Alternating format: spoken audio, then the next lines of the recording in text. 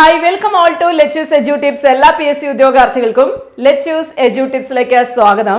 നമ്മൾ പ്രിപ്പയർ ചെയ്യുന്ന വരാൻ പോകുന്ന CPO, LDC, LGS എന്നിങ്ങനെയുള്ള ഏത് എക്സാമിനേഷന് വേണ്ടിയിട്ടും നിങ്ങൾക്ക് ഈ പ്രിപ്പറേഷൻ കണക്കാക്കാം. കാരണം എല്ലാ എക്സാംസിൻ്റെയും സിലബസിലുള്ള ഒരു പാർട്ടാണ് ഇന്നത്തെ 150 ടോപ്പിക്സിൽ ഉൾപ്പെടുത്തിയിരിക്കുന്നത്. മോസ്റ്റ് ഇമ്പോർട്ടൻറ്റ് ടോപ്പിക്സ് ആണ്. വേറൊന്നുമല്ല, നമ്മുടെ കണ്ണിനെ പറ്റി PSC പല രീതിയിൽ നമ്മളോട് ക്വസ്റ്റ്യൻ ചോദിക്കാറുണ്ട്. കണ്ണിൻ്റെ ഓരോ ഭാഗങ്ങളെക്കുറിച്ച് ചോദിക്കാറുണ്ട്, അല്ലെങ്കിൽ അതിൻ്റെ പ്രത്യേകതകൾ, അല്ലെങ്കിൽ അതിൻ്റെ ഡ്യൂട്ടീസ്, ധർമ്മം എന്തെന്നുള്ള രീതിയിലൊക്കെ നമ്മളോട് ചോദിക്കാറുണ്ട്. അപ്പോൾ നമുക്ക് സമയം കളയാതെ കണ്ണിലേക്ക് പോകാം. അപ്പോൾ ഈ കണ്ണ് നമ്മൾ SCERT പുസ്തകത്തെ ബേസ് ചെയ്താണ് പഠിക്കുന്നത്. അത് വേറൊന്നിനും വേണ്ടിയിട്ടല്ല. കാരണം SCERTയിൽ നിന്ന് തന്നെയാണ് PSC ഇതിനു മുമ്പ് ചോദിച്ചത്. വളരെ വ്യക്തമായിട്ട് വിശദമായിട്ട് ചിത്രത്തിൻ്റെ സഹായത്തോടു കൂടി തന്നെയാണ് SCERT വിവരങ്ങളെല്ലാം നൽകുന്നത്. നിങ്ങളെ കൊണ്ട് പറ്റുമെങ്കിൽ 10ാം ക്ലാസ്സിലെ ബയോളജി പുസ്തകം എടുത്തൊന്ന് വായിച്ചു നോക്കുക. അതിനകത്ത് കണ്ണിൻ്റെ ഭാഗം കറക്റ്റായിട്ട് വായിക്കുക. ഇനി അതല്ല എങ്കിൽ നമ്മുടെ ഈ ക്ലാസ് കറക്റ്റായിട്ട് ഫോളോ ചെയ്യുക. അപ്പോൾ നമുക്ക് ക്ലാസ്സിലേക്ക് പോകാം. ശ്രദ്ധിക്കണേ, നമ്മൾ കണ്ണിനെ കുറിച്ചാണ് പറയുന്നത്. SCERT പുസ്തകമാണ് ബെസ്റ്റ്, അതുകൊണ്ടാണ് അത് തന്നെ എടുത്തത് കേട്ടോ. ഇന്ദ്രിയാനുഭവങ്ങൾ രൂപപ്പെടുത്തുന്നതിൽ മസ്തിഷ്കത്തെ സഹായിക്കുന്ന പ്രധാന ഇന്ദ്രിയമാണ് കണ്ണ്. ഇന്ദ്രിയങ്ങൾ നിങ്ങൾക്കറിയാം, പഞ്ചേന്ദ്രിയങ്ങളാണുള്ളത്. ഇന്ദ്രിയാനുഭവങ്ങൾ രൂപപ്പെടുത്തുന്നതിൽ മസ്തിഷ്കത്തെ സഹായിക്കുന്ന പ്രധാന ഇന്ദ്രിയമാണ് എന്ന് പറയുന്നത് കണ്ണ് എന്ന് പറയുന്നത്. കണ്ണിന്റെ ഭാഗങ്ങളാണ് തന്നിരിക്കുന്നത്. Conjunctiva, cornea, iris, pupil, lens, അന്ധബിന്ദു, നേത്രനാടി, പീതബിന്ദു, റെറ്റിന, രക്തപടലം, ദൃഢപടലം. പറ്റുമെങ്കിൽ 10ാം ക്ലാസ്സിലെ SCERT പുസ്തകം ഒന്ന് എടുത്ത് നോക്കിയിട്ട് വൺസ് ഒന്ന് വരയ്ക്കാൻ നോക്കിക്കഴിഞ്ഞാൽ ഈസി ആയിട്ട് പഠിക്കാവുന്നതേ ഉള്ളൂ കേട്ടോ. കണ്ട, നിങ്ങൾക്ക് ഓൾറെഡി 10ാം ക്ലാസ്സിലെ ബയോളജി പഠിച്ചിട്ട് വന്നതല്ലേ. ശ്രദ്ധിക്കണം, കണ്ണിലെ പാളികളെ കുറിച്ചാണ് പറയുന്നത്. 3 പാളികളാണുള്ളത്: ദൃഢപടലം, രക്തപടലം, ദൃഷ്ടിപടലം. ദൃഢപടലത്തെ സ്ക്ലീറ എന്നും രക്തപടലത്തെ കൊറോയിഡ് എന്നും ദൃഷ്ടിപടലത്തെ നമ്മള് റെറ്റിന എന്നും പറയും. കണ്ണിന് ദൃഢത നൽകുന്ന വെളുത്ത നിറമുള്ള ബാഹ്യപാളിയാണ് സ്ക്ലീറ. PSC ഇങ്ങനെ തന്നെ ചോദിക്കും, കണ്ണിന് ദൃഢത നൽകുന്ന വെളുത്ത നിറമുള്ള ബാഹ്യപാളി ഏതാണ്? അത് ദൃഢപടലമാണ്, അല്ലെങ്കിൽ സ്ക്ലീറയാണ്. സ്ക്ലീറ നിർമ്മിക്കപ്പെട്ടിരിക്കുന്നത് യോജക കലയാലാണ്. ഇനി അടുത്ത 2ാമത്തെ പാളി രക്തപടലം. ധാരാളം രക്തക്കുഴലുകൾ കാണപ്പെടുന്ന മധ്യപാളിയാണ്. ആന്തരപാളിയാണ് ദൃഷ്ടിപടലം. പ്രകാശഗ്രാഹികൾ കാണപ്പെടുന്ന ആന്തരപാളി എന്ന് വിളിക്കും, ദൃഷ്ടിപടലം എന്ന് വിളിക്കും. അപ്പൊ 3 പാളികള്: ദൃഢപടലം, രക്തപടലം, ദൃഷ്ടിപടലം. Sclera, choroid, retina. കണ്ണിന് ദൃഢത നൽകുന്ന ഭാഗം ദൃഢപടലം, രക്തക്കുഴലുകൾ ധാരാളം കാണുന്ന മധ്യപാളി രക്തപടലം, പ്രകാശഗ്രാഹികൾ കാണുന്ന ആന്തരപാളിയാണ് ഇത് ദൃഷ്ടിപടലം അല്ലെങ്കിൽ റെറ്റിന. ഇനി നമ്മൾ ദൃഢപടലത്തെ കുറിച്ച് നമുക്ക് പഠിക്കാം. ദൃഢപടലത്തിന്റെ ഭാഗമാണ് കോർണിയയും കൺജങ്ക്റ്റൈവയും. കോർണിയ ദൃഢപടലത്തിന്റെ മുൻഭാഗത്തുള്ള സുതാര്യവും മുന്നോട്ട് തള്ളിയതുമായിട്ടുള്ള ഭാഗമാണ്. അപ്പൊ ദൃഢപടലത്തിന്റെ മുൻഭാഗത്തുള്ള വളരെ സുതാര്യമായിട്ടും മുന്നോട്ട് തള്ളിയതുമായിട്ടുള്ള ഭാഗമാണ് കോർണിയ. പ്രകാശരശ്മികളിലെ കണ്ണിലേക്ക് പ്രവേശിപ്പിക്കുന്നതാണ് കോർണിയയുടെ ഡ്യൂട്ടി. ഓർത്തു വയ്ക്കുക, ദൃഢപടലം കണ്ണിന് ദൃഢത നൽകുന്ന വെളുത്ത നിറമുള്ള പുറമേയുള്ള പാളിയാണ്. ഈ ദൃഢപടലത്തിന്റെ മുൻഭാഗത്തുള്ള സുതാര്യവും മുന്നോട്ട് തള്ളിയതുമായിട്ടുള്ള ഭാഗമാണ് കോർണിയ. പ്രകാശരശ്മികളെ കണ്ണിലേക്ക് പ്രവേശിപ്പിക്കുന്നത് ആരാണ്? കോർണിയയാണ്. Next conjunctiva.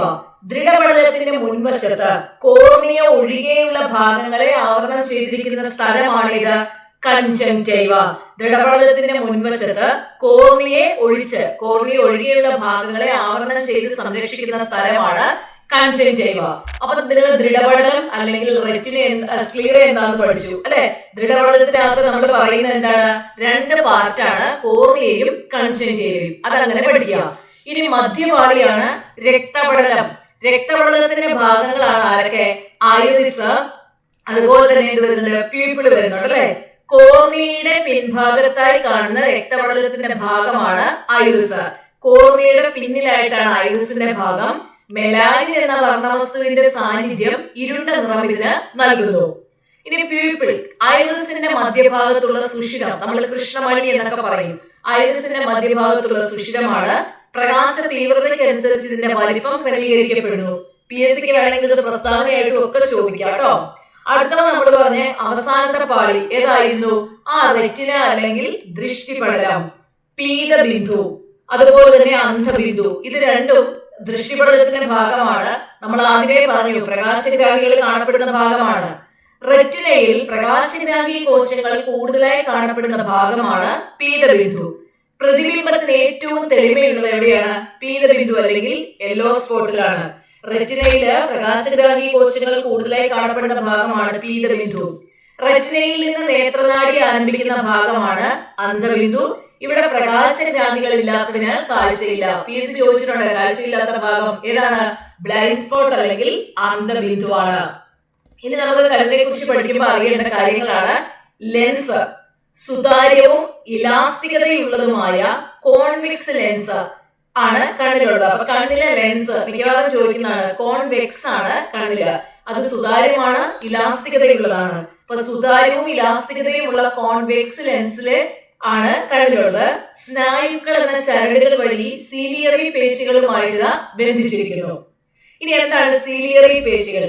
ലെൻസിനെ ചുറ്റിയുള്ള വൃത്താകൃതിയിലുള്ള പേശികളാണ് ഇത് സീലിയറി പേശികൾ എന്ന് പറയുന്നത്. ലെൻസിനെ ചുറ്റി വൃത്താകൃതിയിൽ കാണപ്പെടുന്ന പേശിയാണ്. ഇവയുടെ സങ്കോചവും വിശ്രമാവസ്ഥ പ്രാപിക്കലും ലെൻസിന്റെ വക്രത ക്രമീകരിക്കുന്നു. നെക്സ്റ്റ് നേത്രനാഡിയാണ്. പ്രകാശഗ്രാഹി കോശങ്ങളിൽ നിന്നുള്ള ആവേഗങ്ങളെ മസ്തിഷ്കത്തിലെ കാഴ്ചയുടെ കേന്ദ്രത്തിലേക്ക് കൊണ്ടുപോകുന്നതാണ് ഓപ്റ്റിക് നെർവ് അല്ലെങ്കിൽ നേത്രനാഡി. പ്രകാശഗ്രാഹി കോശങ്ങളിൽ നിന്നുള്ള ആവേഗത്തെ മസ്തിഷ്കത്തിലെ കാഴ്ചയുടെ കേന്ദ്രത്തിലേക്ക് കൊണ്ടുപോകുന്നതാണ് ആര്? നേത്രനാഡി എന്ന് പറയുന്നത്. ഇനി നമുക്ക് 2-3 കാര്യങ്ങൾ കൂടി ഇവിടെ നമ്മൾ പഠിക്കാനുണ്ട്. കണ്ണിലെ ദ്രവങ്ങൾ പഠിക്കണം. PSC ചോദിച്ചിട്ടുണ്ട്. അക്വസ് ദ്രവം.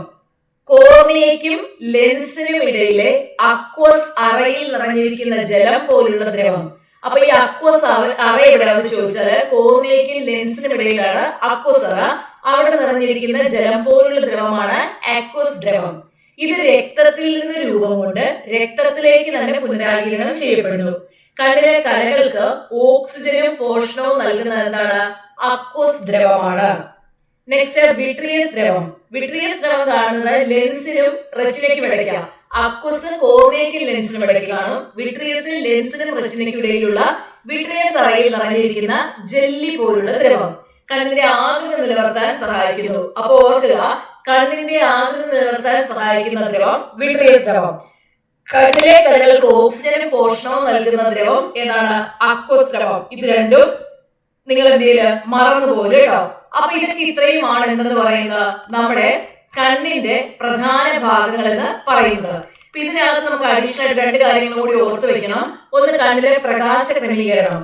കൂടിയ അളവിൽ പ്രകാശം പ്രവേശിക്കുന്നത് കണ്ണിലെ കലകൾക്ക് ദോഷകരമാണ്. ഐറിസും അതിന്റെ മധ്യഭാഗത്തുള്ള പ്യൂപ്പിൾ എന്ന സുഷിരം കണ്ണിലേക്ക് പതിക്കുന്ന പ്രകാശത്തിന്റെ അളവ് നിയന്ത്രിക്കുന്നു.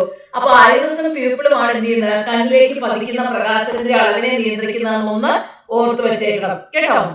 അതുപോലെ ഐറിസിലെ വലിയ പേശിയുടെയും റേഡിയൽ പേശിയുടെയും പ്രവർത്തനത്തിലൂടെയാണ് പ്യൂപ്പിളിന്റെ വലിപ്പം ക്രമീകരിക്കുന്നത്. മങ്ങിയ പ്രകാശത്തിൽ റേഡിയൽ പേശികൾ സങ്കോചിക്കുമ്പോൾ പ്യൂപ്പിൾ വികസിക്കുന്നു. തീവ്ര പ്രകാശത്തിൽ വലിയ പേശികൾ സങ്കോചിക്കുമ്പോൾ പ്യൂപ്പിൾ ചുരുങ്ങുന്നു. അങ്ങനെ പ്രകാശ തീവ്രതയ്ക്ക് അനുസൃതമായി ലെൻസിലേക്കുള്ള പ്രകാശത്തിന്റെ അളവ് നിയന്ത്രിക്കപ്പെടുന്നു. ഇവിടുന്ന് ക്വസ്റ്റ്യൻ കണ്ടിട്ടില്ല, എന്നാലും ഞാൻ എന്റെ ഒരു സമാധാനത്തിന് പറഞ്ഞതാണ്. അപ്പൊ ഇത്രയും കാര്യങ്ങള് നിങ്ങള് കണ്ണുമായിട്ട് ബന്ധപ്പെട്ട് ഇത്രയും മസ്റ്റ് ആയിട്ട് പഠിക്കണേ. കണ്ണ് പഠിച്ചപ്പോൾ നമ്മൾ ആദ്യമേ മനസ്സിലാക്കിയ എന്താണ്? 3 പാളികളുണ്ട് അല്ലെ? ബാഹ്യപാളി, മധ്യപാളി, ആന്തരപാളി എന്നിങ്ങനെ പാളിയുണ്ട്. അല്ലെങ്കിൽ സ്ക്ലീറ, കൊറോയിഡ്, റെറ്റിന എന്നിങ്ങനെ പറഞ്ഞ് 3ആയിട്ട് ഡിവൈഡ് ചെയ്തിട്ടുണ്ട്. സ്ക്ലീറയുടെ ഭാഗം എന്താണ്? കൊറോയുടെ ഭാഗങ്ങൾ ഏതൊക്കെയാണ്? റെറ്റിനയുടെ ഭാഗങ്ങൾ ഏതൊക്കെയാണ് എന്നുള്ളത് പഠിച്ചു. അത് കൂടാതെ നമ്മൾ നമ്മുടെ പീപ്പിൾ അല്ലെങ്കിൽ കൃഷ്ണമണിയെക്കുറിച്ച് മനസ്സിലാക്കി അല്ലെ? അങ്ങനെ അത് പ്രകാശ രശ്മികൾ പതിക്കുന്ന ഭാഗം ഏതാണെന്ന് കണ്ടു. അതുപോലെ തന്നെ കൃഷ്ണമണി വലിപ്പം കുറയുകയും കൂടുകയും ചെയ്യുന്ന അവസ്ഥ ഏതാണ്? ഇങ്ങനത്തെ കാര്യങ്ങളെല്ലാം നമ്മൾ വളരെ വിശദമായിട്ട് ഇത് നോക്കി പഠിച്ചു. അപ്പോൾ നിങ്ങൾ മസ്റ്റായിട്ടും ഈ ഒരു ടോപ്പിക്ക് പഠിക്കണം, വിട്ടുകളയരുത്. പ്രീവിയസ് ഇയർ ക്വസ്റ്റ്യൻ പേപ്പറൊക്കെ എടുക്കുവാണെങ്കിൽ ബയോളജിയുടെ ഭാഗത്ത് നമുക്ക് ഇവിടെ നിന്നൊക്കെ ക്വസ്റ്റ്യൻ കാണാൻ സാധിക്കും. 150 ടോപ്പിക്സ് എന്ന് പറയുന്നത് തന്നെ വളരെ ഇമ്പോർട്ടൻ്റ് ആയിട്ടുള്ള ടോപ്പിക്സ് ആണ് ഉൾപ്പെടുത്തിയിരിക്കുന്നത്. സോ മസ്റ്റായിട്ടും വാച്ച് ചെയ്യുക. അടുത്ത ക്ലാസ് 3 o'clock വിട്ടുകളയാതെ കാണുക. ഓക്കെ, അപ്പോൾ അടുത്ത സെഷനിൽ കാണാം. താങ്ക്